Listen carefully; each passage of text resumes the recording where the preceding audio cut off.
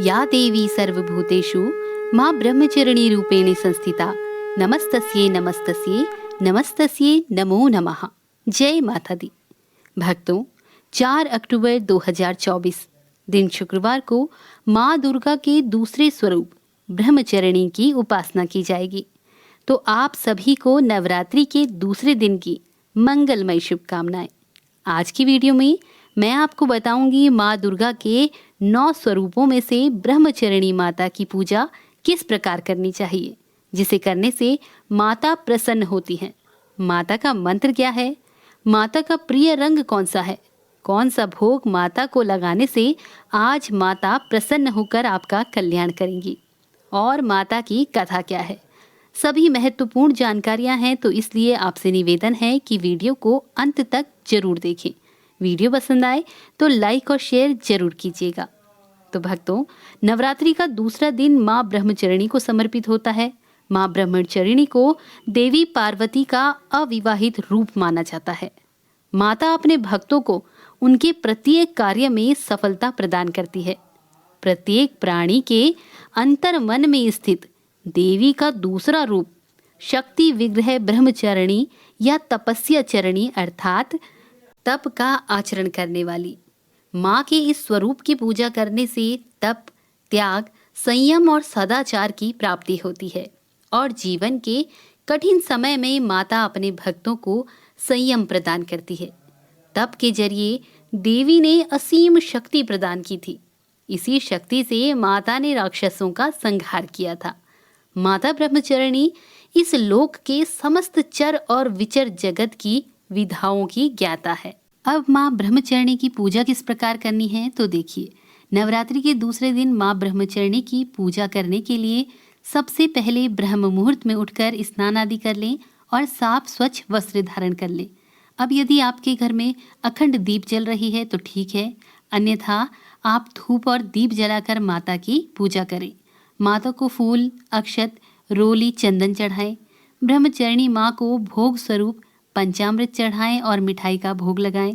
साथ ही माता को पान, सुपारी और लौंग अर्पित करें। पूजा करने के समय हाथ में फूल लेकर माँ से प्रार्थना करें। इसके बाद अक्षत, कुमकुम, सिंदूर आदि अर्पित करें। माँ की पूजा करने वाले भक्त जीवन में सदा शांत चित्त और प्रसन्न रहते हैं। उन्हें किसी प्रकार का भय नहीं सताता। इसके उपरांत देवी ब्रह्मचरिणी माँ के मंत्रों का जाप करें और फिर माँ की आरती करें और कथा पढ़ें। माँ का प्रिय रंग पीला और सफ़ेद है, तो हो सके तो इस दिन माता की पूजा पीले या फिर सफ़ेद रंग के वस्त्र पहनकर करें। मान्यता है कि ऐसा करने से जीवन में सकारात्मक ऊर्जा का संचार होता है। माता को चीनी और मिश्री का भी आप भोग लगा सकते हैं। इससे माता अति शीघ्र प्रसन्न होती हैं और लंबी आयु और सौभाग्य का आशीर्वाद प्रदान करती हैं। माँ ब्रह्मचरिणी को सफ़ेद रंग के फूल अति प्रिय हैं। इसके अलावा गुड़हल और कमल के फूल चढ़ाने से भी माता जल्द ही प्रसन्न होती हैं। अब माता का मंत्र है ओम ऐं ह्रीं क्लीं ब्रह्मचरिण्यै नमः, या फिर या देवी सर्वभूतेषु माँ ब्रह्मचरिणी रूपेण संस्थिता नमस्तस्यै नमस्तस्यै नमस्तस्यै नमो नमः। तो आइए भक्तों, अब माँ ब्रह्मचरिणी की कथा का श्रवण करते हैं। माँ ब्रह्मचरिणी ने हिमालय के घर पुत्री रूप में जन्म लिया था और नारद जी के उपदेश से भगवान शंकर को पति रूप में प्राप्त करने के लिए घोर तपस्या की थी। इस कठिन तपस्या के कारण उन्हें ब्रह्मचरिणी नाम से जाना गया। 1000 वर्ष तक उन्होंने केवल फल और फूल खाकर बिताए और 100 वर्षों तक केवल जमीन पर रहकर शाक का निर्वाह किया। कुछ दिनों तक कठिन तपस्या की और व्रत रखे और खुले आसमान के नीचे वर्षा और धूप के घोर कष्ट सहे।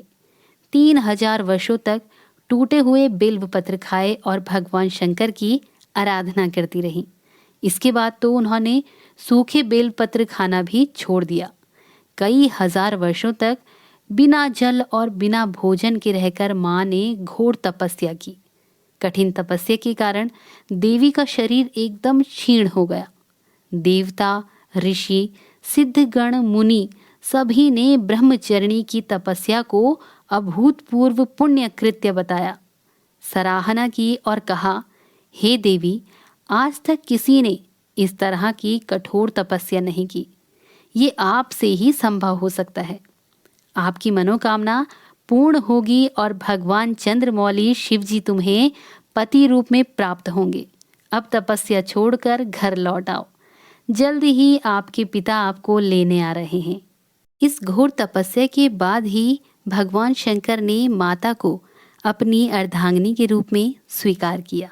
तो भक्तों, ये थी माँ दुर्गा के दूसरे स्वरूप माँ ब्रह्मचारिणी की कथा और उनसे जुड़ी कुछ महत्वपूर्ण जानकारियाँ।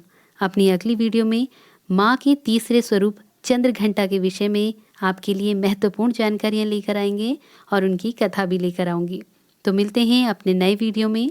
तब तक के लिए नमस्कार।